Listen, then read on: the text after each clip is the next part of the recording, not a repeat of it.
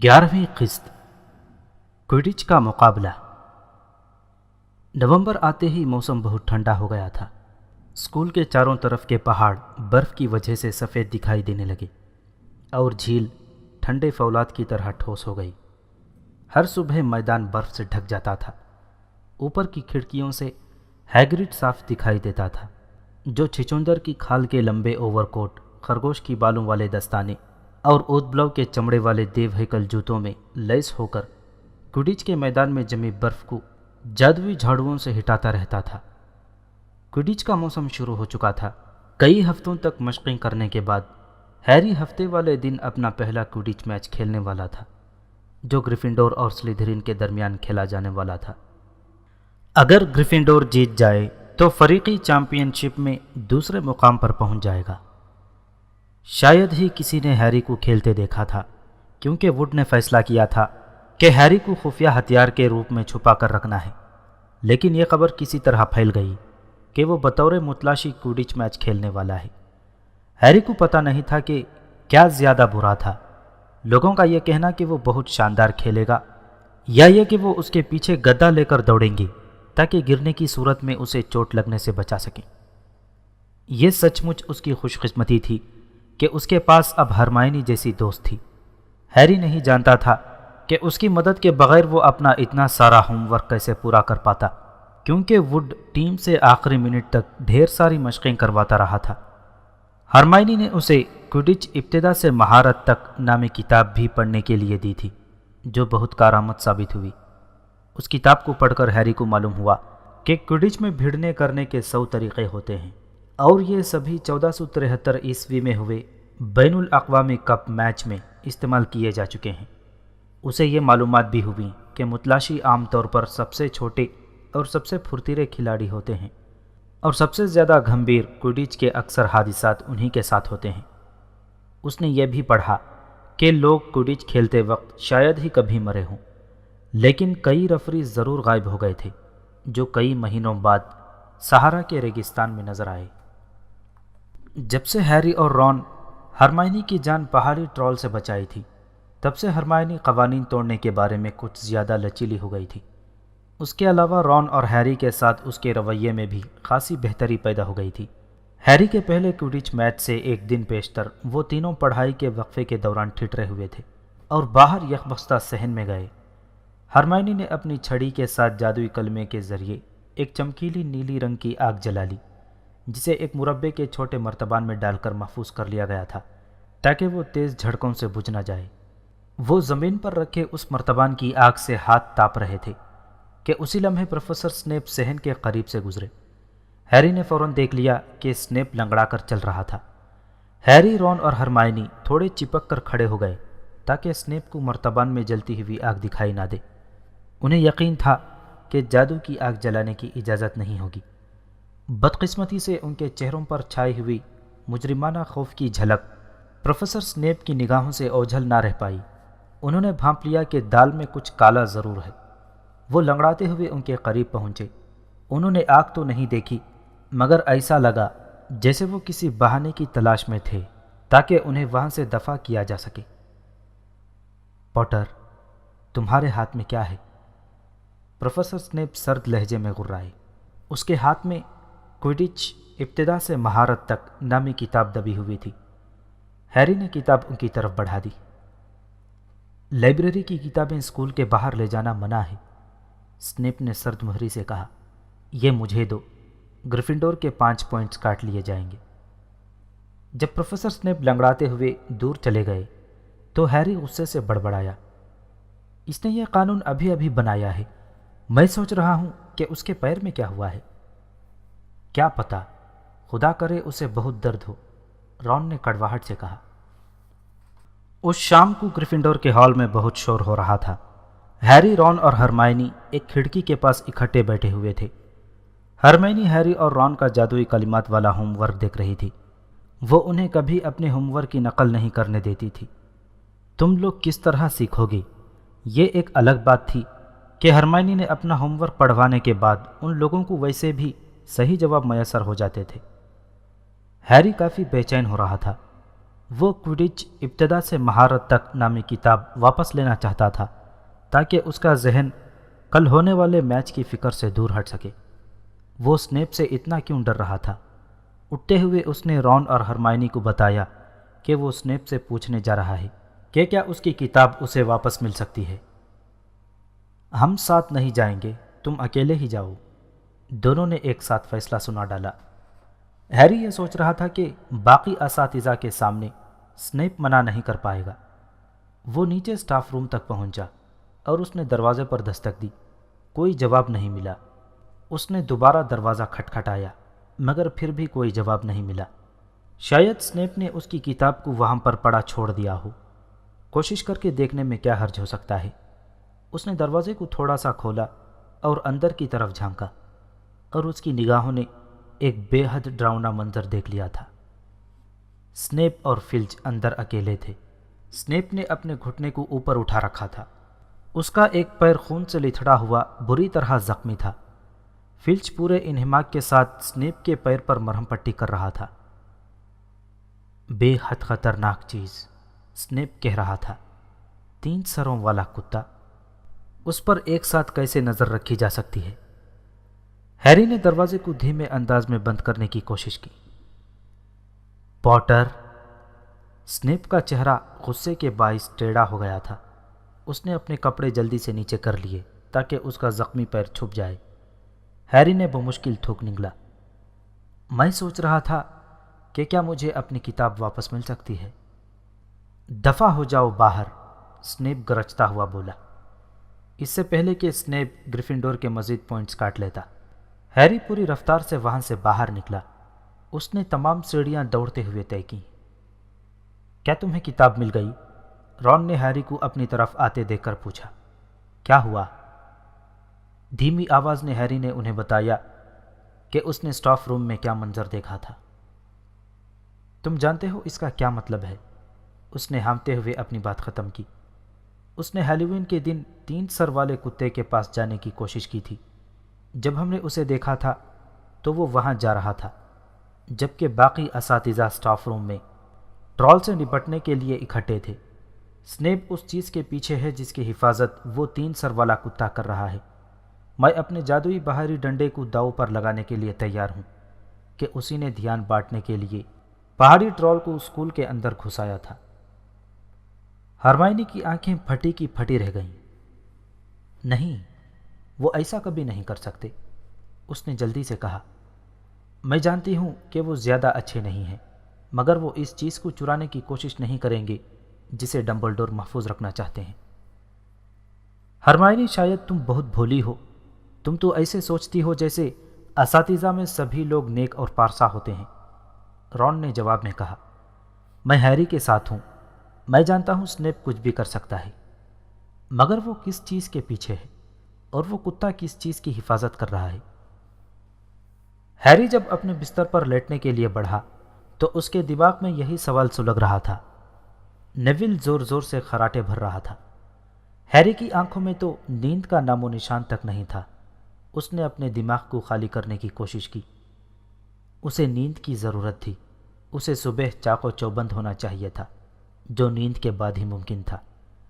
کچھ ہی گھنٹوں بعد اس کا پہلا کوڈچ میچ ہونے والا تھا، لیکن جب ہیری سنیپ کا زخمی پاؤں دیکھا تھا تو سنیپ کے چہرے پر جو تاثرات تھے انہیں بھولنا آسان کام نہیں تھا۔ اگلی صبح بہت چمکدار اور سرد تھی۔ بڑا ہال بھنے کبابوں کے ذائقہ دار خوشبو اور خوشنما گفتگو سے بھرا پڑا تھا۔ سبھی ایک اچھے کوڈچ میچ کا بے تابی سے انتظار کر رہے تھے۔ تمہیں تھوڑا ناشتہ کر لینا چاہیے، رون نے مشورہ دیا۔ میں کچھ نہیں کھانا چاہتا، ہیری نے انکار کرتے ہوئے کہا۔ صرف تھوڑا سا ٹوسٹ ہی کھا لو، ہرمائنی نے مناتے ہوئے کہا۔ مجھے بالکل بھی بھوک نہیں ہے، ہیری نے جواب دیا۔ اس کی حالت بہت اچھی نہیں تھی۔ 1 گھنٹے بعد وہ میدان میں اڑ رہا ہوگا۔ ہیری، تمہیں طاقت کی ضرورت ہے، سیمس فنگن نے تیزی سے کہا۔ سامنے والی ٹیم ہمیشہ متلاشی ہی کو سب سے زیادہ پریشان کرتی ہے۔ شکریہ سیمس۔ ہیری نے دیکھا کہ سیمس اس کے کبابوں پر ڈھیر ساری ساس انڈیل رہا تھا۔ 11 بجے تک پورا اسکول کوڈچ کے اسٹیڈیم میں چاروں طرف بنی ہوئی نشستیں سنبھال چکا تھا۔ کئی طلباء اپنی دوربینیں ساتھ لے کر آئے تھے، حالانکہ نشستیں کافی اوپر اس لیے بنائی گئی تھیں کہ تماشائی آسانی سے میچ کا حال دیکھ سکیں۔ اس کے باوجود کئی بار یہ دیکھنا مشکل ہو جاتا تھا کہ کھیل میں کیا ہو رہا ہے۔ رون اور ہرمائنی سب سے اوپر والی نشستوں کی قطار میں، نیول، سیمس اور ڈین، جو ویسٹ ٹیم کا بڑا شیدائی تھا، اس کے ساتھ بیٹھے ہوئے تھے۔ ہیری حیران رہ گیا جب اس نے دیکھا کہ انہوں نے ایک بڑا کپڑے کا بینر اٹھا رکھا تھا جو اسکیبرز کے نکیلے دانتوں سے برباد شدہ بستر کی چادر سے بنایا گیا تھا۔ اس بینر پر جلی حروف میں لکھا تھا، پوٹر گریفنڈور کا شیر ہے۔ ڈین کی مصوری بے حد اچھی تھی اور اس نے نیچے گریفنڈور کا بڑا سا شیر بنا دیا تھا۔ اس کے بعد ہرمائنی اس پر تھوڑا سا سحر بھی کیا تھا تاکہ بینر کا ہر ایک حصہ الگ الگ رنگوں میں چمکتا ہوا دکھائی دے۔ اس اثنا میں کپڑے تبدیل کرنے والے کمرے میں ہیری اور ٹیم کے باقی کھلاڑی اپنے سرخ رنگ کے کوڈچ کے لباس پہن رہے تھے۔ سلیدرن کے کھلاڑی سبز رنگ کی وردی میں کھیلتے تھے۔ اولیور ووڈ نے سب کو خاموش کرانے کے لیے اپنا گلا کھنکار کر صاف کیا۔ لڑکوں، ٹھیک ہے، اس نے کہا، اور لڑکیاں؟ جڑواں ویزلی بھائیوں نے شوشہ چھوڑا۔ اور لڑکیاں، یہی موقع ہے، ووڈ نے خجالت بھرے انداز میں کہا۔ بہت بڑا موقع، فریڈ ویزلی چہک کر بولا۔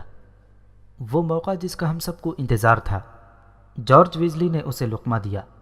ہم نے اولیور کی ہمیشہ تقریر رٹی ہوئی ہے۔ فریڈ نے آگے بات بڑھائی، ہم گزشتہ سال بھی ٹیم میں شامل تھے۔ تم دونوں خاموش رہو، ووڈ نے غصیلے انداز میں کہا۔ برسوں بعد گریفنڈور کو اتنی اچھی ٹیم ملی ہے۔ ہم جیتنے کے لیے میدان میں اتر رہے ہیں، میں یہ پہلے سے جانتا ہوں۔ اس نے سب کی طرف نہایت غصے سے گھورا، جیسے وہ کہہ رہا ہو، ورنہ۔ ٹھیک ہے، اب وقت ہو گیا ہے، خوش قسمتی کا ساتھ رہے۔ ہیری چونکہ کمرے کے خارجی راستے پر فریڈ اور جارج کے پیچھے پیچھے باہر نکلا اور وہ امید کر رہا تھا جیسے اس کے گھٹنے اس کا ساتھ نہ چھوڑیں۔ جب وہ لوگ میدان میں پہنچے تو زوردار تالیوں سے ان کا استقبال کیا گیا۔ میڈم ہوچ اس میچ کی ریفری تھیں۔ وہ میدان کے بیچوں بیچ کھڑی تھیں اور ان کا باہری ڈنڈا ہاتھ میں دبا ہوا دکھائی دے رہا تھا۔ وہ دونوں ٹیموں کی آمد کا انتظار کر رہی تھیں۔ جب سبھی کھلاڑی ان کے چاروں طرف اکٹھے ہو گئے تو انہوں نے کہا، تم سبھی کان کھول کر سن لو، میں اچھا اور صاف ستھرا کھیل چاہتی ہوں۔ ہیری نے دیکھا کہ وہ خاص طور پر سلیدرن کے کپتان مارکس فلنٹ کو دیکھتے ہوئے یہ کہہ رہی تھیں، جو چوتھے سال کا طالب علم تھا۔ فلنٹ کو دیکھ کر ہیری کو ایسا لگا جیسے اس کی شریانوں کے اندر ٹرول کا تھوڑا بہت خون بہہ رہا ہو۔ کنکھیوں سے ہیری نے اوپر ہوا میں اڑتے ہوئے بینر کو دیکھا جو ہجوم کے سروں کے اوپر لہرا رہا تھا، اور اس پر چمکتے ہوئے الفاظ میں ہیری کا نام لکھا ہوا دکھائی دے رہا تھا۔ اس کا دل اچھل پڑا اور اس کے اندر نہ جانے کہاں سے ہمت اوت کر آئی۔ چلو اب تمام کھلاڑی اپنے اپنے باہری ڈنڈوں پر سوار ہو جاؤ، میڈم ہوچ بولی۔ ہیری اپنی نمبس 2000 پر سوار ہو گیا۔ میڈم ہوچ اپنی چاندی کی سیٹی زور سے بجائی۔ 15 باہری ڈنڈے ایک ساتھ ہوا میں بلند ہوئے اور کھیل شروع ہو گیا۔ اور پہلی ہی فرصت میں خواف گریفنڈور کے اینجلینا جانسن کے قبضے میں چلا گیا ہے۔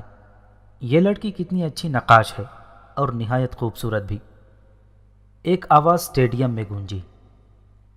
جارڈن، ایک گھمبیر آواز سنائی دی۔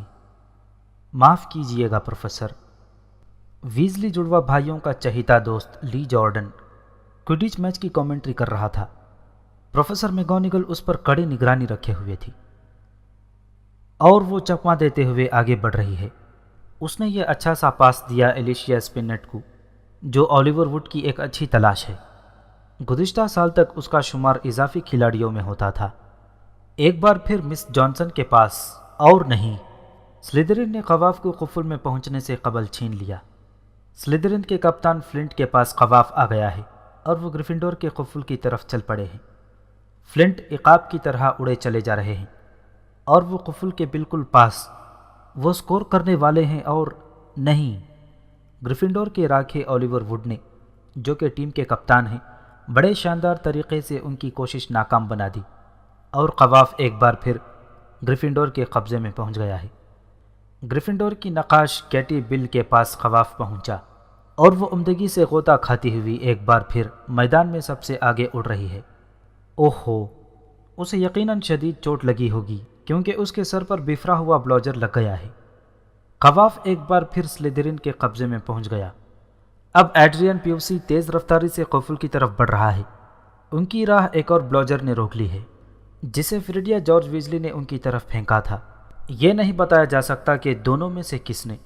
جو بھی ہو، بہرحال گریفنڈور پیٹاؤ نے موقع کا شاندار فائدہ اٹھایا ہے اور خواف ایک بار پھر مس جانسن کے قبضے میں آ چکا ہے۔ سامنے خالی میدان پڑا ہے اور وہ تیزی سے چلی جا رہی ہیں۔ وہ سچ مچ اڑی جا رہی ہیں، تیزی سے آدھے ہوئے بلاجر سے بچتے ہوئے۔ قفل ان کے بالکل سامنے ہے۔ شاباش مس جانسن۔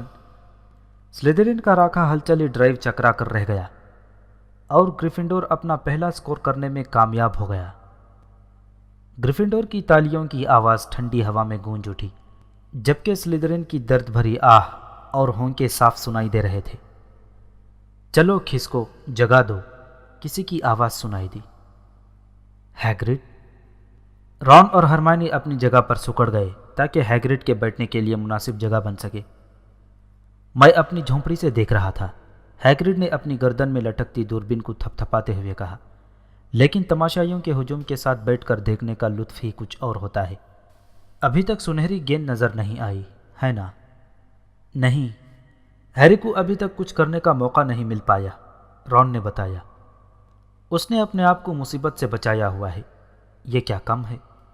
ہیگرڈ نے کہا اور اپنی دوربین اٹھاتے ہوئے اوپر آسمان میں اس چھوٹے سے کھلاڑی کی طرف دیکھا جو ہیری تھا۔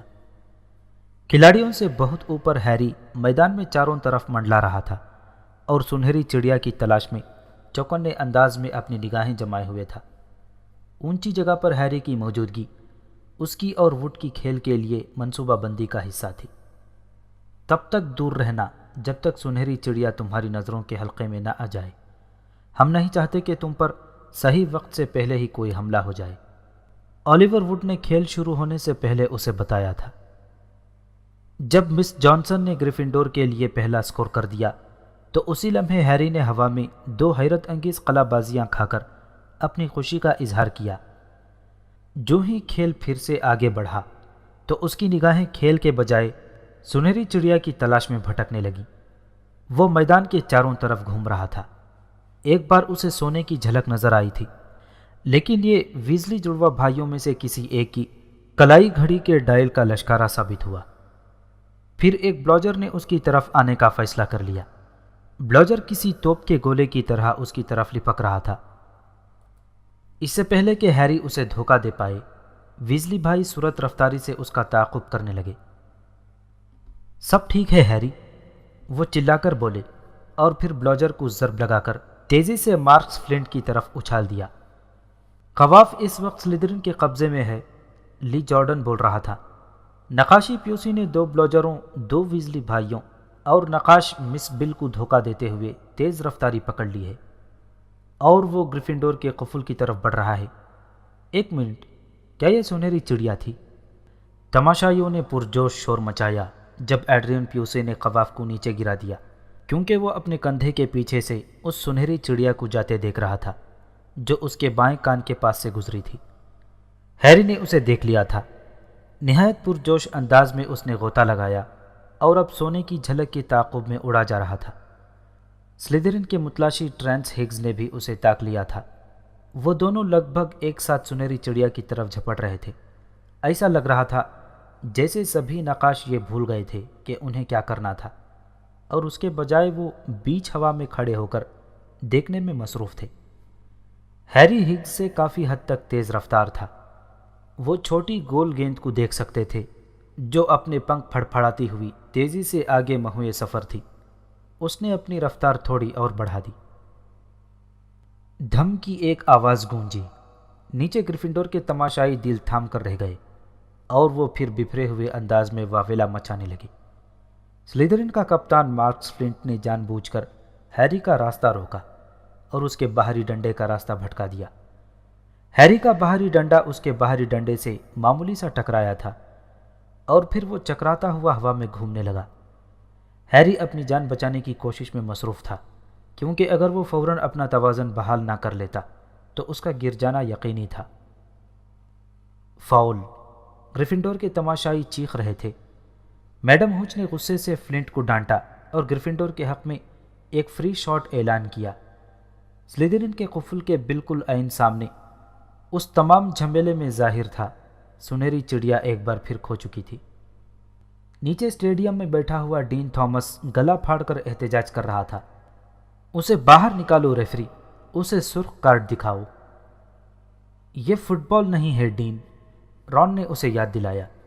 کوڈچ کے کھیل میں کھلاڑیوں کو باہر نہیں نکالا جاتا، ویسے یہ سرخ پتہ کیا چیز ہوتی ہے؟ ہیگرڈ اس معاملے میں ڈین کی طرفداری کر رہا تھا۔ انہیں کھیل کے قوانین میں اصلاح کرنا ہوگی۔ فلنٹ کی حرکت کی وجہ سے ہیری نیچے گر سکتا تھا۔ لی جارڈن بھی اپنے آپ کو جانبداری سے بچا نہیں پایا تھا۔ تو اس واضح قابل مذمت فعل کے بعد جارڈن، پروفیسر میگونیگل غرائیں، میرا مطلب ہے کہ ہم صاف اور گھٹیا فاؤل کے بعد۔ لی جارڈن نے الفاظ بدلے۔ جارڈن، میں تمہیں خبردار کرتی ہوں۔ پروفیسر میگونیگل غصے سے گردی۔ ٹھیک ہے ٹھیک ہے۔ فلنٹ نے گریفنڈور کی متلاشی کو لگ بھگ جان سے مار ہی دیا تھا، کیونکہ مجھے اندازہ ہے کہ ایسا کسی کے ساتھ بھی ہو سکتا ہے۔ اس لیے گریفنڈور کو ایک فری شاٹ مل چکی ہے جو سپنٹ نے لگائی اور اسے قواف کو قفل میں ڈالنے میں کامیابی حاصل کر لی۔ بغیر کسی وقت کے گریفنڈور کو ایک سکور مل گیا ہے۔ کھیل آگے چل رہا ہے، قواف اب بھی گریفنڈور کے قبضے میں ہے۔ جب ہیری نے سنبھل کر ایک اور بلاجر کو چکما دیا جو اس کے سر کے پاس سے خطرناک انداز میں گزر گیا تھا، اسی وقت اچانک یہ رونما ہوا۔ ہیری کا باہری ڈنڈا خود بخود ہوا میں تیز جھٹکوں کے ساتھ ہچکولے کھانے لگا۔ ایک پل کے لیے تو اسے ایسا لگا کہ وہ گرنے ہی والا ہے۔ اس نے اپنے دونوں ہاتھوں اور گھٹنوں سے باہری ڈنڈے کو مضبوطی سے پکڑ لیا۔ پہلے اس طرح کے جھٹکے دار ہچکولے کبھی نہیں لگے تھے۔ کچھ ہی پلوں بعد یہ سلسلہ دوبارہ جڑ گیا۔ ایسا لگ رہا تھا کہ باہری ڈنڈا خود اسے نیچے گرانے کی کوشش کر رہا تھا، لیکن حقیقت تو یہ تھی کہ نمبس 2000 میں ایسی کوئی خامی نہیں تھی کہ وہ اپنے سوار کو نیچے گرانے کا فیصلہ کرتا۔ ہیری نے واپس پلٹ کر گریفنڈور کے قفل کی طرف جانے کی کوشش کی۔ اس کی یہ خواہش تھی کہ وہ وڈ کے پاس پہنچ کر اسے کچھ وقت کے لیے کھیل رکوانے کے لیے کہے، اور اسی وقت اسے یہ سنگین احساس ہوا کہ اس کا باہری ڈنڈا مکمل طور پر اس کے قابو سے باہر ہو چکا تھا۔ وہ اسے گھما نہیں سکتا تھا، وہ اسے کسی بھی سمت میں حرکت نہیں دے سکتا تھا۔ باہری ڈنڈا ہوا میں ہچکولے کھا رہا تھا اور تھوڑے تھوڑے وقفے سے زبردست قسم کے جھٹکے دے رہا تھا، جس کی وجہ سے وہ اس پر سے ادھر ادھر لڑک جاتا تھا۔ لی جارڈن اب بھی اپنی کامنٹری جاری رکھے ہوئے تھا۔ قواف اب سلیدرن کے قبضے میں ہے۔ فلنٹ اسے لے کر آگے بڑھ رہا ہے۔ اس نے سپنٹ کو پاس دے دیا، پھر بل کو پاس ملا، اور نہیں، ایک بلاجر اس کے چہرے پر شدید انداز میں ٹکرا گیا ہے۔ امید ہے اس کی ناک ضرور ٹوٹ گئی ہوگی۔ صرف مذاق کر رہا تھا پروفیسر۔ اور سلیدرن نے گریفنڈور کے خلاف سکور حاصل کرنے میں کامیابی حاصل کر لی۔ سلیدرن کے تماشائیوں میں جیسے جوش بھر گیا تھا۔ وہ خوشی سے جھوم اٹھے اور بلند آواز میں اپنی ٹیم کی حوصلہ افزائی کرنے لگے۔ کسی نے یہ نہیں دیکھا تھا کہ ہیری کا باہری ڈنڈا عجیب حرکتیں کر رہا تھا۔ وہ اسے دھیرے دھیرے خوفناک اونچائی پر لیے جا رہا تھا، کھیل سے بہت دور، اوپر، اور وہ اٹھتے ہوئے بری طرح ہچکولے کھا رہا تھا۔ ہیری کو اپنی جان کے لالے پڑ گئے تھے۔ نہ جانے ہیری کیا کر رہا ہے، ہیگرڈ متفکر انداز میں بولا۔ اس نے اپنی دوربین میں اس کی طرف گھورتے ہوئے دیکھا۔ اگر میرا اندازہ غلط نہیں ہے تو میں یہ وثوق سے کہہ سکتا ہوں کہ اس کا باہری ڈنڈا اس کے قابو میں نہیں رہا، مگر ایسا کیسے ہو سکتا ہے؟ اچانک اسٹیڈیم میں چاروں طرف لوگ ہیری کی طرف اشارہ کرنے لگے۔ اس کا باہری ڈنڈا اب ہوا میں پٹخنیاں کھا رہا تھا اور ہیری کسی طرح بس اسے پکڑے ہوئے تھا۔ اسی لمحے تماشائیوں کے لب سل گئے اور انہیں اپنی سانسیں بند ہوتی ہوئی معلوم ہونے لگیں۔ ہیری کے باہری ڈنڈے نے ایک زوردار جھٹکا دیا اور پھر ہیری سنبھل نہ سکا اور وہ باہری ڈنڈے سے پھسل کر نیچے جھول گیا۔ اب وہ دونوں ہاتھوں سے دستے پر اپنی گرفت جمائے ہوئے لٹک رہا تھا۔ باہری ڈنڈے نے ایک اور خوفناک جھٹکا لگایا اور ہیری کا ایک ہاتھ دستے سے اکھڑ گیا۔ اس کا دل بری طرح دھک دھک کر رہا تھا۔ جب فلنٹ نے اسے ٹکر ماری تھی تو کہیں اس کے باہری ڈنڈے کے ساتھ کوئی گڑبڑ تو نہیں ہو گئی؟ سیمنز نے پریشان انداز میں اپنا اندازہ ظاہر کیا۔ ایسا کبھی نہیں ہو سکتا، ہیگرڈ نے کانپتی ہوئی آواز میں کہا۔ طاقتور تاریک جادو کے علاوہ کوئی بھی چیز باہری ڈنڈے پر اثر انداز نہیں ہو سکتی۔ نمبس 2000 کے ساتھ یہ کام از کم کوئی بچہ نہیں کر سکتا۔ جب ہرمائنی نے ہیگرڈ کی بات سنی تو اس نے ہیگرڈ کی دوربین چھین لی، لیکن ہیری کی طرف دیکھنے کے بجائے وہ ہڑبڑا کر تماشائیوں کے ہجوم میں دیکھنے لگی۔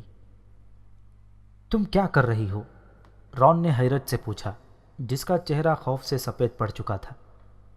میں جانتی تھی، ہرمائنی نے ہامتے ہوئے کہا۔ سنیپ کی طرف دیکھو۔ رون نے دوربین لی۔ سنیپ ان کے سامنے والے حصے کی نشستوں کے بیچ میں بیٹھا ہوا تھا۔ اس نے اپنی آنکھیں ہیری پر جما رکھی تھیں اور وہ دھیمے دھیمے لگاتار کچھ بڑبڑا رہا تھا۔ وہ کچھ کہہ رہا ہے، وہ باہری ڈنڈے پر جادو کر رہا ہے، ہرمائنی نے تیزی سے کہا۔ ہمیں کیا کرنا چاہیے؟ رون نے ہونقوں کی طرح سوال کیا۔ یہ مجھ پر چھوڑ دو، ہرمائنی نے جلدی سے کہا۔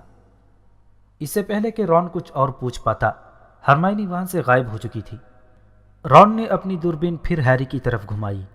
اس کا باہری ڈنڈا اب اتنی رفتار سے تھر تھرا رہا تھا کہ اسے زیادہ دیر تک لٹکے رہنا بے حد دشوار کن بات تھی۔ سارے تماشائی اب کھڑے ہو گئے تھے اور دہشت بھری نظروں سے ہیری کی طرف گھور رہے تھے۔ ویزلی جڑواں بھائی اس کوشش میں جتے ہوئے تھے کہ وہ کسی طرح ہیری کو اپنے باہری ڈنڈے پر بٹھا سکیں۔ ہیری کا باہری ڈنڈا اس قدر تیزی سے مچل رہا تھا کہ کوئی فائدہ نہیں ہو پایا۔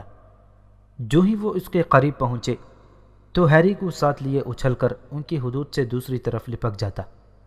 باہری ڈنڈا ہیری کو مزید اونچائی پر لے جا رہا تھا۔ ویزلی بھائی ہیری کے باہری ڈنڈے کے بالکل نیچے دائروی انداز میں چکر کاٹنے لگے تاکہ ہیری کے گرنے کی صورت میں اسے جھپٹ کر پکڑ سکیں۔ یہ بے حد دشوار اور خطرناک کام تھا۔ اس دوران مارکس فلنٹ نے موقع کا بھرپور فائدہ اٹھایا اور قواف کو اپنے قبضے میں لے کر اوپر تلے گریفنڈور کے قفل میں 5 سکور کر دیے۔ اسے ہیری کے معاملے کی کوئی پرواہ نہیں تھی۔ ہرمائنی، جو بھی کرنا ہے جلدی کرو۔ رون بے چینی سے پہلو بدل رہا تھا۔ ہرمائنی لوگوں کو دھکیلتے ہوئے اس نشست پر جا پہنچی جہاں پروفیسر سنیپ بیٹھا ہوا تھا۔ وہ اس کے پیچھے والی قطار میں دوڑتی چلی گئی۔ جب اس نے اگلی قطار میں بیٹھے پروفیسر کوریل کو سر سے ٹکر ماری تب بھی وہ معذرت کے لیے وہاں نہیں رکی۔ سنیپ کے پاس پہنچتے ہی وہ جھکی، اپنی چھڑی باہر نکالی اور کچھ منتخب الفاظ بڑبڑائے۔ اس کی چھڑی سے چمکیلی نیلی آگ نکلی اور اس نے عجلت سے سنیپ کے کپڑوں کے سرے پر آگ لگا دی۔ سنیپ کو آگ کا احساس ہونے میں تقریباً 30 سیکنڈ لگ گئے۔ اس اثنا میں آگ پوری بھڑک چکی تھی اور تمام کپڑوں میں پھیل گئی۔ اس کے اچانک چیخنے کی آواز نے ہرمائنی کو بتا دیا تھا کہ اس کا کام منطقی انجام کو پہنچ چکا تھا۔ ہرمائنی نے بڑی پھرتی دکھائی تھی۔ اس نے سنیپ کے کپڑوں پر پھینکا گیا نیلا شعلہ چھڑی کے ساتھ واپس کھینچا اور اس نے اپنی جیب میں رکھی ہوئی چھوٹی سی شیشے میں مقید کر لیا۔ جب وہ اس کام سے فارغ ہوئی تو اس نے وہاں سے لوٹنے میں ذرا سی بھی دیر نہیں کی۔ یہ یقینی بات تھی کہ سنیپ اب کسی بھی طرح یہ سراغ نہیں لگا سکتا تھا کہ اس کے ساتھ کیا کھیل کھیلا گیا تھا۔ اتنا کافی تھا۔ اوپر ہوا میں ہیری کا باہری ڈنڈا یکلخت ساخت ہو گیا اور ہیری کو جھولتے ہوئے اس پر واپس سوار ہونے میں ذرا سی دشواری نہیں پیش آئی۔ وہ گھبرایا ہوا تھا۔ نیول، اب تم اوپر دیکھ سکتے ہو، رون نے خوشی سے اسے کہا۔ نیول گزشتہ 5 منٹ سے ہیگرڈ کے بالوں والی جیکٹ میں سر گھسائے بری طرح سسک رہا تھا۔ جب ہیری زمین کی طرف تیزی سے اتر رہا تھا تو تماشائیوں نے دیکھا کہ اس کے گال غبارے کی طرح پھولے ہوئے تھے اور اس کی آنکھیں باہر نکلی پڑی تھیں۔ گردن میں عجیب سا اکڑاؤ تھا۔ ایسا لگ رہا تھا جیسے اس کے منہ میں قے بھر گئی ہو اور وہ منہ سے قے الٹنے کو روکے ہوئے تھا۔ وہ اپنے دونوں ہاتھوں اور دونوں پیروں کے بل میدان میں کود گیا۔ وہ بری طرح سے کھانسا اور اس کے ہاتھ منہ کی طرف بڑھے۔ پھر اس کے منہ سے ہاتھوں پر کوئی سنہری چیز نکل کر گری۔ میں نے سنہری چڑیا پکڑ لی ہے، وہ خوشی سے جھومتا ہوا بولا۔ اس نے سنہری چڑیا کو ہاتھ میں پکڑ کر سر سے بلند کرتے ہوئے تماشائیوں کی طرف لہرایا، اور یوں تذبذب کے عالم میں کھیل ختم ہو گیا۔ اس نے اسے پکڑا نہیں ہے، بلکہ اس نے اسے قریباً نگل لیا تھا۔ سلیدرن کے کپتان مارکس فلنٹ نے احتجاج کرتے ہوئے کہا۔ اس کا خیال تھا کہ سنہری چڑیا کو ہاتھوں سے بغیر پکڑے کھیل کو ختم کر دینا قوانین کے مطابق نہیں تھا، مگر اس کے احتجاج سے کوئی فرق نہیں پڑا، کیونکہ ہیری نے کوڈیچ کا کوئی قانون نہیں توڑا تھا۔ لی جارڈن فرط مسرت سے اب بھی چیخ چیخ کر اعلان کر رہا تھا، گریفنڈور 60 کے مقابلے میں 170 پوائنٹ سے جیت گیا ہے۔ ہیری نے اس بارے میں کچھ بھی نہیں سنا تھا، وہ تو ہیگرڈ کے جھونپڑے میں بیٹھ کر رون اور ہرمائنی کے ساتھ کڑک چائے نوش کرنے میں مصروف تھا۔ یہ سب سنیپ کی کارستانی ہے، رون نے جلدی سے کہا۔ میں اور ہرمائنی نے اسے دیکھا تھا، وہ تمہارے باہری ڈنڈے پر جادو کر رہا تھا، بڑبڑا رہا تھا، اور تم پر سے اپنی نظریں نہیں ہٹا رہا تھا۔ یہ سب بکواس ہے، ہیگرڈ نے کہا، جو چائے کی کیتلی کو آگ پر دوبارہ رکھنے میں مصروف تھا۔ سنیپ اس طرح کا کام کیوں کرے گا؟ ہیگرڈ نے بے یقینی کے عالم میں کہا۔ ہیری، رون اور ہرمائنی نے ایک دوسرے کی طرف دیکھا اور سوچا کہ اس سوال کا کیا جواب دیا جائے۔ ہیری نے فیصلہ کیا کہ سچ بتانا ہی ٹھیک رہے گا۔ میں نے اس کا ایک خفیہ راز جان لیا تھا، اس نے ہیگرڈ کو بتایا۔ اس نے ہیلووین کے دن 3 سروں والے کتے کے پار جانے کی کوشش کی تھی، جس نے اسے کاٹ لیا۔ ہمارا خیال ہے کہ سنیپ اس چیز کو چرانے کی کوشش کر رہا ہے جس کی وہ کتا حفاظت کر رہا ہے۔ اچانک ہیگرڈ کے ہاتھ سے چائے کی کیتلی گر پڑی۔ تم فلافی کے بارے میں کیسے جانتے ہو؟ وہ حیرت سے ہکا بکا بولا۔ فلافی؟ تینوں نے ایک ساتھ کہا۔ ہاں، وہ کتا میرا ہے، میں نے اسے ایک آدمی سے خریدا تھا جس سے میں گزشتہ سال ایک ریستوران میں ملا تھا۔ میں نے اسے ڈمبلڈور کو حفاظت کرنے کے لیے ادھار دے رکھا ہے۔ مگر کیوں؟ ہیری نے تعجب انگیز لہجے میں چونک کر پوچھا۔ دیکھو، اب مجھ سے مزید کچھ نہیں پوچھنا، یہ انتہائی اہم اور خفیہ بات ہے، ہیگرڈ نے روکھے پن سے جواب دیا۔ لیکن سنیپ اسے چرانا چاہتا ہے، وہ مسلسل اس کوشش میں مصروف ہے۔ یہ بالکل بیہودہ خیال ہے، ہیگرڈ نے دوبارہ کہا۔ سنیپ ہاگورٹس کے ذمہ دار استاد ہیں، وہ اس طرح کا کوئی کام نہیں کر سکتے، سمجھے؟ تو پھر اس نے ہیری کو جان سے مارنے کی کوشش کیوں کی؟ ہرمائنی نے چیخ کر کہا۔ دوپہر کے اس خوفناک حادثے نے حیرت انگیز طور پر پروفیسر سنیپ کے بارے میں اس کے خیالات بدل ڈالے تھے۔ میں اب پہچان سکتی ہوں کہ کب جادو کیا جا رہا ہوتا ہے، ہیگرڈ۔ میں نے اس بارے میں سب کچھ پڑھا ہے۔ جادو کرتے وقت آنکھوں کا ارتقا نہیں ٹوٹنا چاہیے، اور سنیپ پلکیں نہیں جھپکا رہا تھا، اور میں نے خود اپنی آنکھوں سے دیکھا تھا، ہرمائنی نے احتجاج کرتے ہوئے کہا۔ میں تمہیں بتا رہا ہوں، تم سب غلط سوچ رہے ہو، ہیگرڈ نے طیش میں آتے ہوئے کہا۔ میں نہیں جانتا کہ ہیری کے باہری ڈنڈے نے اس طرح کی حرکتیں کیوں کیں، لیکن سنیپ کبھی کسی طلبہ کو مارنے کی کوشش نہیں کرے گا۔ اچھا، اب تم تینوں میری ایک بات غور سے سن لو۔ تم ان چیزوں میں اپنی ٹانگ اڑانے کی کوشش کر رہے ہو جن سے تمہارا کوئی تعلق نہیں۔ یہ خطرناک بات ہے۔ تم کتے کے بارے میں بھول جاؤ، اس بارے میں بھول جاؤ کہ وہ کس چیز کی حفاظت کر رہا ہے۔ یہ تو پروفیسر ڈمبلڈور اور نیکولس فلیمیل کے بیچ کا معاملہ ہے۔ اوہ، ہیری نے جلدی سے کہا، تو کوئی نیکولس فلیمیل بھی اس میں شامل ہے نا؟